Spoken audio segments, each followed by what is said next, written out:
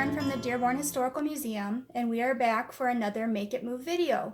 We are using this book, Henry Ford for Kids by Ronald A. Rice, to teach kids about Henry Ford and his super cool inventions. In our last video, we learned about gear action by creating gears using objects from around our house. If you haven't seen that video yet, check it out on our YouTube page. Today we will be learning about Henry Ford's invention, the assembly line. On June 16, 1903, the Ford Motor Company was organized. They sold their first car on July 15th of that same year for $850. The Ford Motor Company was a success. By 1905, they were turning out 25 cars per day. Henry Ford knew that he needed a bigger factory to keep up with demand, so in 1906, he began building the Highland Park plant. Henry Ford needed to develop a creative way to assemble automobiles in order to keep up with demand. He invented the assembly line to accomplish this goal.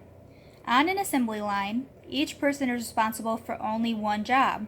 The work moves to the worker, and the worker can do their job quickly because of this. Today we are going to make an assembly line with our family.